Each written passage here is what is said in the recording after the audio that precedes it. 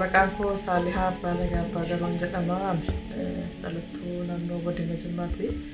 Shaggaa baadiyyaa waggaa 5 duran beekaa haalli itti wal beekumsa keenyaa yookaanis barumsa keenyaa waa'ee jireenya baqaa keessatti waa'ee qabsoo Oromoo irratti hojiiwwan waloo shaggaa baadiyyaa hedduusaa kanan argaa kan inni sadarkaa albamaatti maxxansee ummataaf gumaachis ta'e kan inni sagantaalee adda addaa irratti dhiyeessu.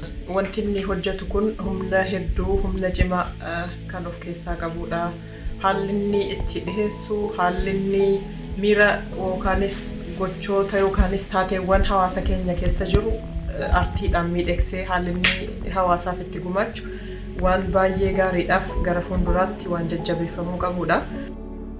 Waa'ee kitaaba mata duree Waata jedhu irratti inni qopheesse isa dhugaatti tarii mucaan kun dhuunfaadhaan illee gaafachuun yaaleera.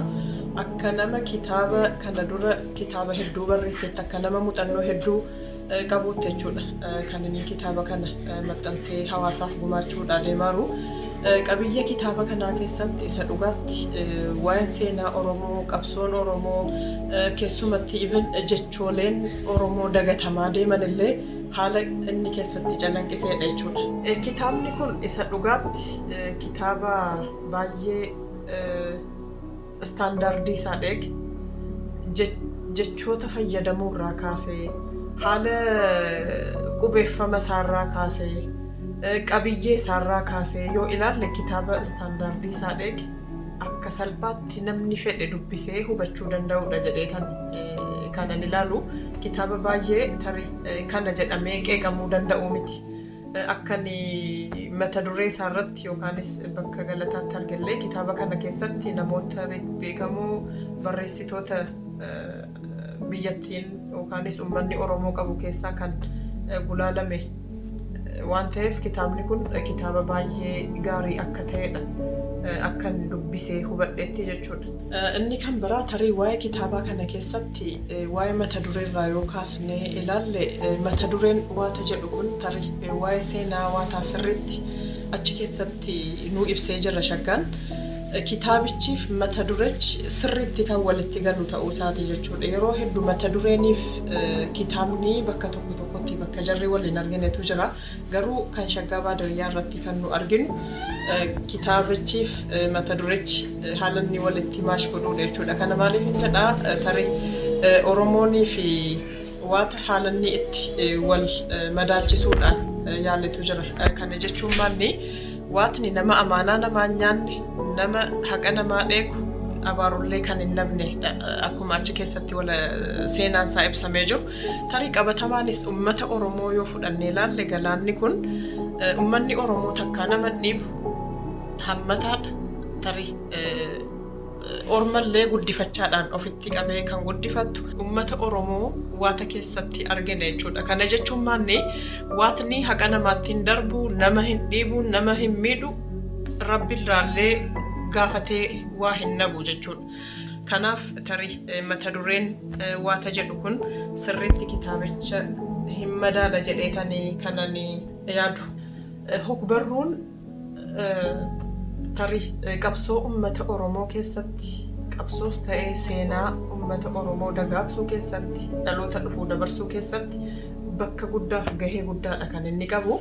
Haa ta'u malee akkasitti irratti hojjetamaan jiru namoonni artiistonni kan keenya tarii artiistii ala jennu bakka adda addaatti qoodamuu danda'a. Keessumatti namoonni kitaaba maxxansan, namoonni walaloolee adda addaa maxxansan hawaasni kan keenya bira dhaabbachuu dhiisuu isaatiin haalli jarri dimoraalaayiz ta'ee hamileen jaraa tuqamee dudduubbeetti deebi'antu jira. Sana malees hojiin jaraa hojii kan sheelfii qofa ta'e haalanni itti hafutu jira waan ta'eef kanarratti illee sirriitti hojjechuun barbaachisaadha jedheetani kana namanu maaliif baay'ee nu hafa tarii uummanni Oromootiif tarii qoonninni artii keessatti qabu yoo wal bira qabne ilaal waan waliin argineedha jechuudha tarii qoonni nu artii keessaa qabnuuf hawaasni keenya waliin madaalu waan ta'eef kanarratti illee sirriitti jenereeshiniin kun hojjechuu qaba. Waatni aadaadhaan tarii wanti seenaan afaaniin himamaa dhufe jira. Nus tarii jenereeshinii kanaaf waatarraa wanti nu barannu amaanaa qabsaa'onni abbootiin kan keenya nutti dabarsan jenereeshiniin kun yookaanis dhaloonni kun dhaloota dhufuuf amaanaa uummata Oromoo kana galmaan gahuu qabaadha. Kana jechuun akkamitti galmaan gahaa afaan kan keenya tokko ta'ee lagaan aadaadhaan qomoodhaan itti waliin qoodin qabsoo uummata Oromoo kana galmaan gahuun barbaachisaa akka ta'e jechuudha kitaaba kana keessatti haalli kan inni ibsame. Kanaaf tarii uummanni Oromoo dhiibbaan jaarraa tokko oliif isarra jiru hammas itti fufuu hin qabu.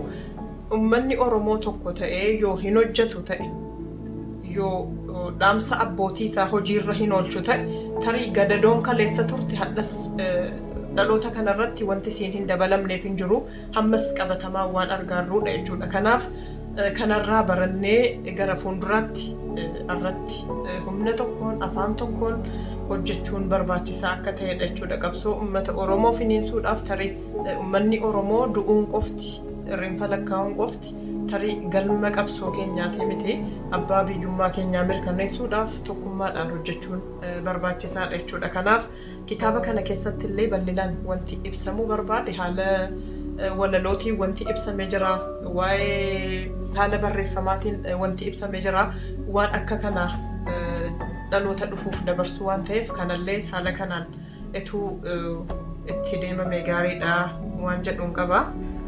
Ergaan ani dhumarratti dabarsuu barbaadu maanni dhaloonni kun yookaanis akkuma uummataatti yoo fudhannee deemne aadaan dubbisuu keenyaa baay'ee boodatti hafaadha jechuudha. Kana jechuun immoo tarii dubbisnee waan hubannu taanaan dubbisnee hamma tokko barreessitoota keenya bukkee dhaabbannee aadaa dubbisuu keenyaa hin fooyyessinu taanaan tarii wanti hundi akkuma akaakilee keenyaan abaabilee keenyaan ta'aa ture san wanti hundi waan ooraal ta'e seenaa afaaniin nutti himamu ta'ee hafuudhaaf deema jechuudha. Kana jechuun maanni nu dubbisnee yoo nu dubbisnee hamileettiin horre barreessitoonni kan keenyallee hamilee dhabanii dudubbeetti hafuu wanti jarri barreessan illee hojii sheelfii qofa ta'ee hafa waan ta'eef kanarratti illee hawaasni yookaanis uummanni kan keenya aadaa dubbisuu isaa fooyyessuu qaba waan jedhu wantan dabarsu. Waloo shaggaa baadiyyaa akka inni tarii hammas hawaasa keenyaaf hojii gaariidhaan as bahuuf jajjabeessuun kitaaba kana bitannee itti fayyadamuun barbaachisaadha. Personal tarii lakkoofsa bilbilaa inni isinii kaa'uun bilbiltanii argachuu dandeessu. Sana malees Amazon irratti illee haala kitaabni kun argachuu dandeenyu quban qaba waan ta'eef sanarratti illee hin baha waan ta'eef achirraallee bittanii itti fayyadamtanii. Kanaaf tarii galatoomaa jechuun barbaada waa'ee kitaaba kanarratti akka yaada koo bahadhuuf waan naaf feertaniif galatoomaa.